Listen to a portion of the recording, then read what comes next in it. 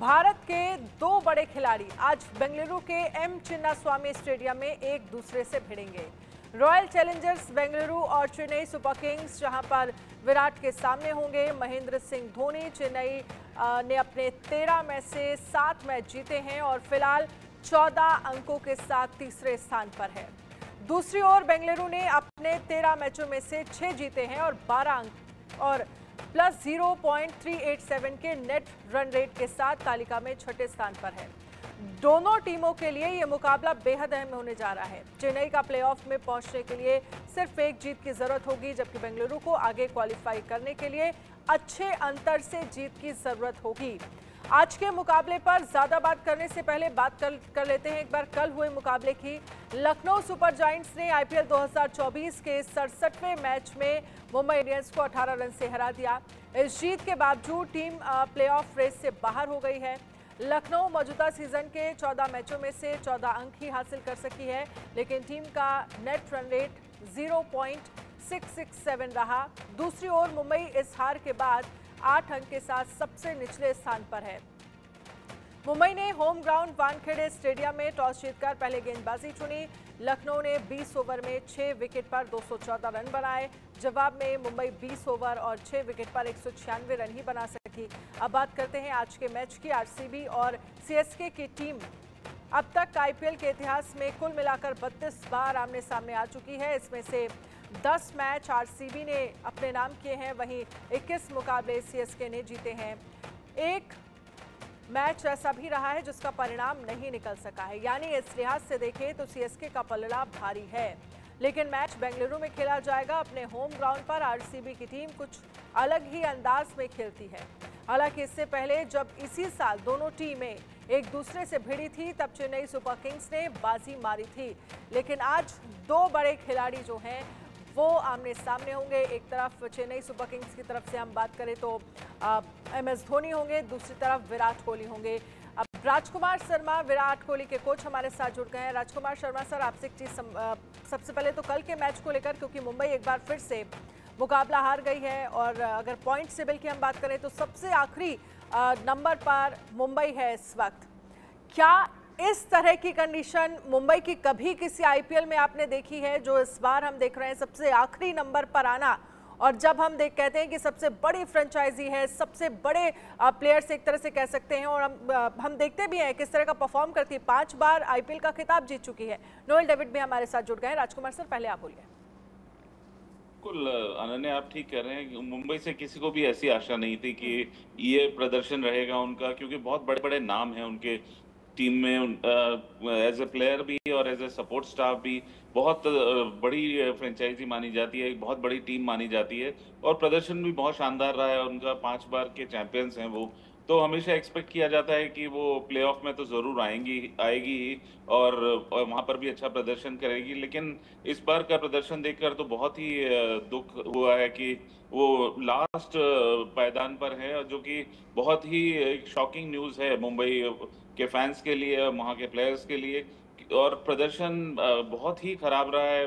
आप किसी भी फॉर्मेट में देखें, किसी भी उसमें देखें, भले बल्लेबाजी में, गेंदबाजी में, गिनी चुनी अच्छी परफॉर्मेंसेस पूरी आईपीएल में देखने को मिली अभी तक मुंबई के प्लेयर से, जो कि एक्सपेक्टेड नहीं होता, क्योंकि वहां पर बहुत बड़े बड़े नाम हैं। रोहित शर्मा है, हार्दिक पांड्या है, जसप्रीत बुमराह है, तिलक है, तो बहुत अच्छी टीम है। सूर्य कुमार यादव है, तो ऐसा नहीं प्रतीत होता था कि इस टीम का हश्र ऐसा होगा।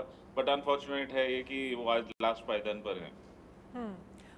नोएल, आपको क्या लगता है, जिस तरह की एक्सपेक्टेशंस फैंस रखते हैं मुंबई इंडियंस से, क्या इस बार वो मैच देखने को मिला एक बार भी? हालांकि राजकुमार सर कह रहे हैं कि कभी कभी हमने देखा कि कुछ अच्छा परफॉर्मेंस हुई, लेकिन उससे भी क्या जस्टिफाई आप कर सकते हैं? क्योंकि आप देखिए, जब आप बड़े प्लेयर्स के साथ टीम मैदान में उतरती है, बड़ी फ्रेंचाइजी होती है, तो जाहिर सी बात एक्सपेक्टेशंस भी बड़ी हो जाती हैं। देखिए, काफी सैड मोमेंट है मुंबई इंडियंस के लिए। कोई एक्सपेक्ट नहीं किया 5 टाइम चैंपियन जो बॉटम ऑफ द टेबल पे रहेंगे आईपीएल के, और ये 16 इयर्स में ये फर्स्ट टाइम मुंबई इंडियंस वो जगह पे है जो फैंस भी एक्सपेक्ट नहीं किए। No one has expected this, that Mumbai Indians will be at the bottom. That's unfortunate, but इसका पोस्टमार्टम तो होएगा। I think they will go back to the drawing board and they will sketch it out कि क्या थी problem, क्या नहीं थी. या बड़े प्लेयर तो है, बड़े सपोर्ट कोचेस है, everyone are there. You know, everything will be taken up on this season. If you come to the fans, I think fans by day one से disappointed थे captaincy के लेके. I think that has been the main drawback Mumbai Indians के लिए. To be honest, I think you know, Hardik Pandya को जब captaincy milli, I think no one accepted उनकी captaincy को, especially the fans of Mumbai Indians. And I feel that you know, as Rajkumar sir said, you know, in patches they were good. कल का match भी देखिए, अगर कल का match के बारे में मैं बात करूँ, I think they were in one situation कहाँ जीत सकते थे वो लोग, but क्विक विकेट्स के वजह से, जहाँ पर बीच में अगर आप देखेंगे तो जो क्विक विकेट्स गिरे, I think सूर्य कुमार यादव का, रोहित शर्मा का, जब विकेट्स स्टार्ट गिरने लगे, I think they couldn't come back, and that I think that was the drawback. Yes, patches में जीते हैं, you know, they couldn't come together again, gel नहीं हो सके, you know, जब भी ट्राई करे जेल करने की, I think they were isolated. Rajkumar sir, जो नोएल कह रहे हैं कि शुरू से ही, हालांकि शुरू से ये कहा जाए कि जो टीम के खिलाड़ी हैं वो कैप्टनसी के साथ, कप्तान के साथ जेल नहीं हो पाए, और हमने देखा है कि सिर्फ 4-5 मैचेस में अगर आप छोड़ दें तो बाकी सभी मैच में बहुत बुरी करारी हार जो है वो मुंबई इंडियंस की हुई है, और ऐसे स्कोर जो है वो जो एक कह सकते हैं कि बहुत आसान स्कोर है जो आसानी से बन सकता है, वो चीज़ें जो है वो मुंबई इंडियंस के हाथ से चली गई. बिल्कुल अनन्या, अब डे वन से ही जैसे ही अनाउंस हुआ कि हार्दिक पांड्या लीड करेंगे, कहीं ना कहीं एक्सेप्टेंस की शायद कमी थी. जिस तरह उनको बू किया मुंबई की पब्लिक ने और फैंस ने, वो बहुत अनफॉर्चुनेट था. और वहीं से कुछ ऐसा लगा कि ये टीम एक जेल नहीं कर पा रही है, एक यूनिट की तरह नहीं खेल पा रही है. एंड अनफॉर्चुनेट इसलिए भी ज़्यादा लगा कि एक बहुत सेटल्ड टीम थी, बहुत अच्छा प्रदर्शन कर रही थी, 5 साल चैंपियन हुई थी, और एक सेटल्ड टीम थी. उसमें एक तो इधर उधर चेंजेस होते थे, बाकी मुंबई इंडियंस अपने प्लेयर्स को कैरी करता था. वही प्लेयर्स जो हर साल खेलते थे, ऑलमोस्ट वही टीम वहाँ खेलती थी. लेकिन इस बार ऐसा उन्होंने जो फायर किया, कप्तान को ही फायर किया, तो वो कहीं ना कहीं बैक फायर कर गया उनको.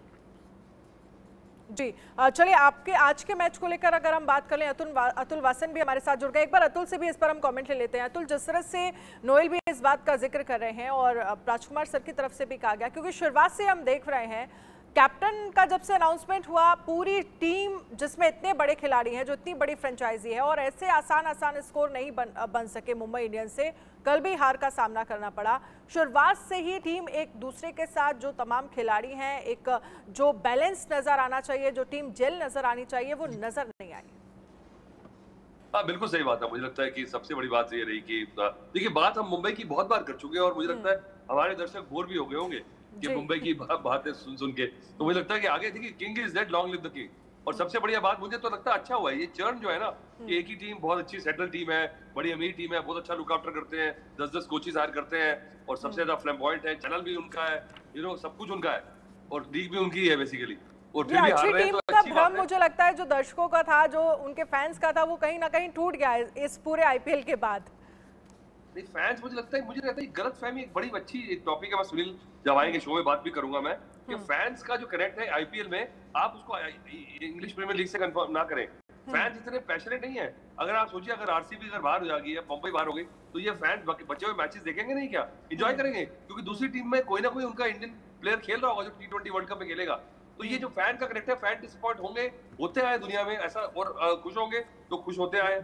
तो इसलिए मुझे लगता है मुंबई के लिए बात छोड़िए, और मुझे लगता है अच्छा है टीम के लिए कि जब ये पता लग जाएगा कि सिर्फ पैसों से, बड़े नाम से, बड़े खिलाड़ियों से, बड़े कोचिंग स्टाफ से, बड़ी स्काउटिंग से, बड़े सिस्टम से, बड़ी दुनिया भर में लीगें खरीदने से आप जीतना इंश्योर नहीं कर सकते.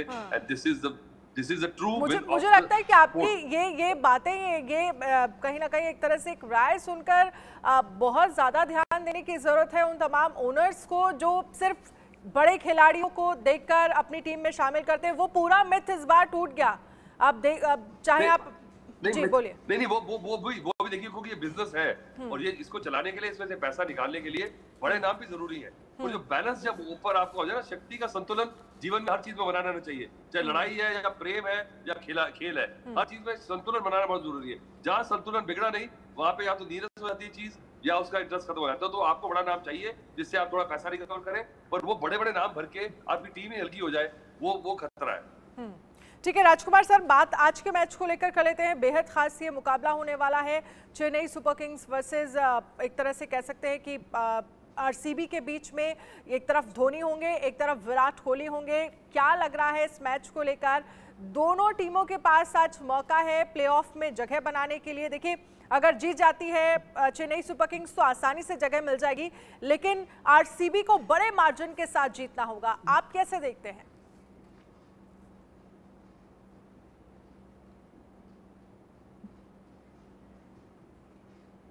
राजकुमार सर, आपको आवाज आ रही है मेरी?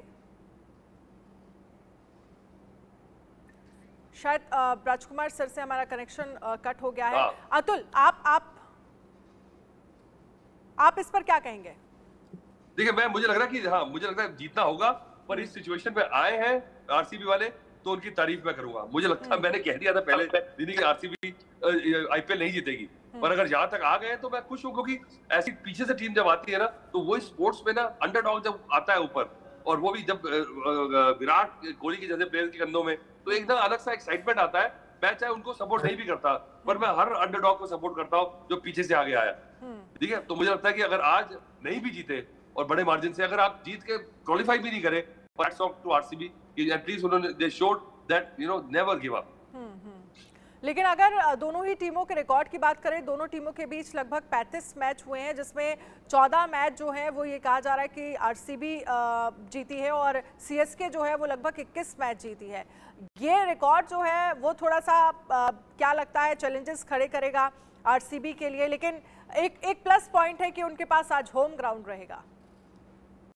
देखिए, होम ग्राउंड का तो चलिए एक फैक्टर है ही, पर जो पुराने रिकॉर्ड है ना, उनका जीरो इंपॉर्टेंस है, जीरो। आप जो बताते हैं ना इतने मैच इतने जीते हैं, उसका कोई लेना देना नहीं है।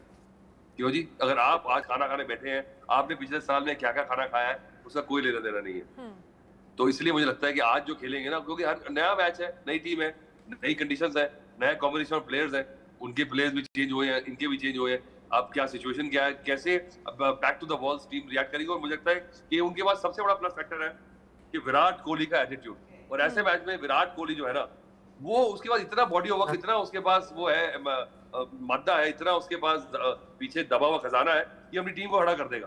अगर विराट जैसा प्लेयर ना होता ना उनके पास, तो मैं कहता कि 70% मैच हार जाएंगे। पर विराट क्या पता टर्न करा दे, और क्या पता कई बार ऐसे प्लेयर ना होते हैं ना, ऐसे उल्टी सिचुएशन में, या तो मुझे लगता है कि बैंगलोर जो है ना आज इजीली क्वालिफाई करेगी या बुरी तरह हारेगी। आप ये देख लेना। राजकुमार सर, आपको क्या लग रहा है? क्योंकि अतुल वासन भी यही कह रहे हैं कि सारी जिम्मेदारियां, सारा दारोमदार जो है वो विराट के कंधों पर टिका हुआ है, और विराट कोहली जैसा प्लेयर है तभी ये उम्मीद है कि आज हो सकता है कि प्लेऑफ में पहुंच जाए आरसीबी। आपको क्या लग रहा है? नहीं, बिल्कुल काफी शानदार प्रदर्शन किया है, और उनका जो एटीट्यूड है, जो स्पिरिट है वहां पर, नेवर से डाई वाली, और जो हंगर है उनका अच्छा करने के लिए, आरसीबी के लिए, अपनी टीम के लिए जो कंट्रीब्यूशन है, तो वो बहुत इंपॉर्टेंट है, और वो लिफ्ट करता है स्पिरिट पूरी टीम की। जैसा कि अतुल ने भी कहा कि वो एक ऐसा प्लेयर है जो कि टीम स्पिरिट आपकी इतनी ऊपर कर देता है कि आपको सेल्फ बिलीव होने लगता है कि yes we can do it. आप देखिए, लगातार 5-6 मैच जीतकर वो इस स्थिति में हैं कि अब वो क्वालिफाई कर सकते हैं। तो यहाँ से मुझे नहीं लगता कि अब वो ये मैच हारेंगे या क्वालिफाई नहीं करेंगे। मुझे पूरी उम्मीद है, कहीं अगर विराट थोड़ा सा सेट हो गया तो वो ये मैच जरूर जिताएगा आरसीबी को। नोएल, आपको क्या लग रहा है, डू एंड डाई की जो सिचुएशन है उसमें कितना काम नजर आज विराट कोहली नजर आएंगे, और एक तरफ अगर एमएस धोनी होते हैं तो वाकई फैंस के लिए या किसी के लिए भी ये कह सकते हैं कि मुकाबला जबरदस्त होगा? Of course, number 18 is going to be very lucky for Bangalore. अगर आप देखें तो आंकड़ा देखें तो 18.01 में मारना है, 18 रन के अंदर मारना है, so that number 18 is going to be very lucky today. आज 18 में भी है। 18 में भी है, तो I see everything is falling in place of RCB. जैसा अतुल ने कहा कि अंडरडॉग्स जो है नीचे से जो आते हुए and consecutively and then consecutive wins and they are in a place to qualify. I think hats off to RCB and the team. I think main role जो जिसका था वो कोहली का है, because the energy जो है उसमें, he's like a live wire on the field. Is everything on the field. He controls the team along with Fabio, and I think आज का मैच जो है काफी वायर तक भी जाने का चांस है।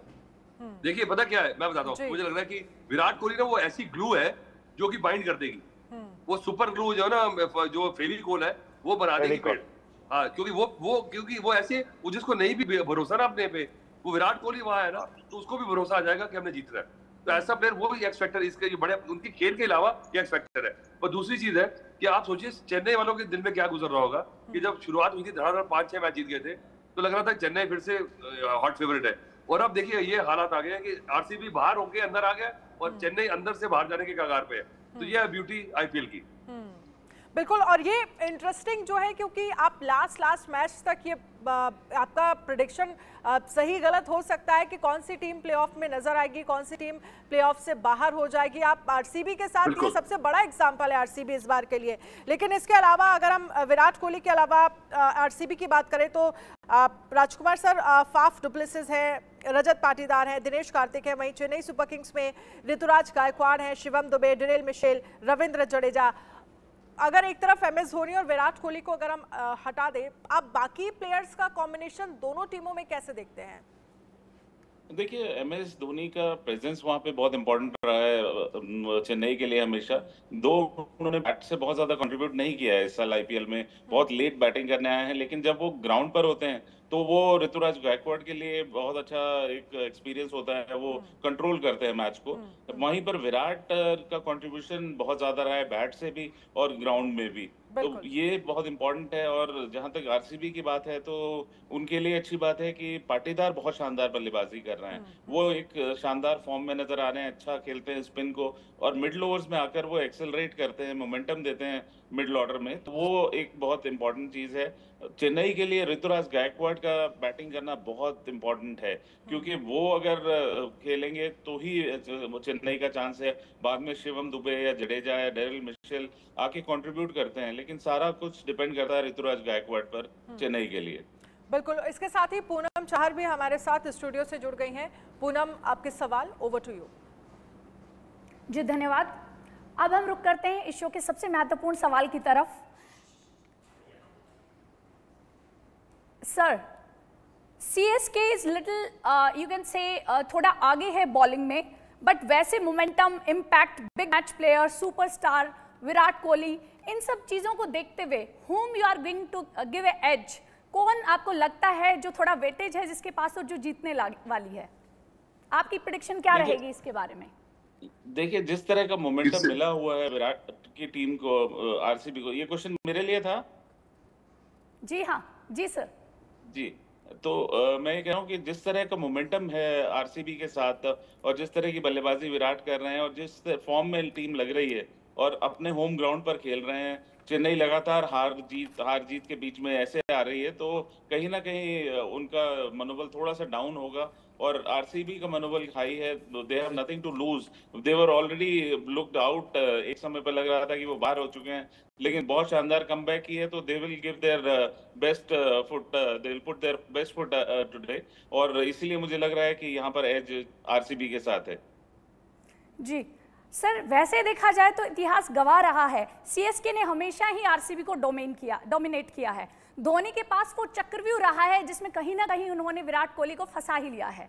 तो इस बात के बारे में, जहां पे सीएसके की बॉलिंग भी अच्छी रही है, नो डाउट हम मान सकते हैं कि उनकी बॉलिंग और यू कैन से उनका प्लेइंग 11 का इनिशियल पार्ट स्ट्रांग है, आपको नहीं लगता कि सीएसके और उनके पास ज्यादा वेटेज है एज कम्पेयर टू आरसीबी? देखिए, आरसीबी अपने ग्राउंड पे खेल रही है, अच्छा बैटिंग लाइनअप है आरसीबी के पास। एडवांटेज ये है कि चेन्नई से बेहतर बल्लेबाजी है, डेप्थ है बल्लेबाजी में काफी, और अच्छे स्ट्रोक प्लेयर्स हैं, अच्छी फॉर्म में टीम खेल रही है, और लगातार जीतकर जब टीम खेलती है तो एक मनोबल ही बहुत डिफरेंट होता है, एक माहौल टीम का डिफरेंट होता है, फिर उनको सेल्फ बिलीव होता है कि यार हम जीत सकते हैं, yes we can do it, and they are playing like a team, you know, gel कर रहे हैं सब, अपनी रिस्पॉन्सिबिलिटीज सबको मालूम है, and they are able to execute all those strategies which are you know framed. So इसीलिए मैं कह रहा हूँ कि यहाँ पर एडवांटेज आज आरसीबी के साथ है।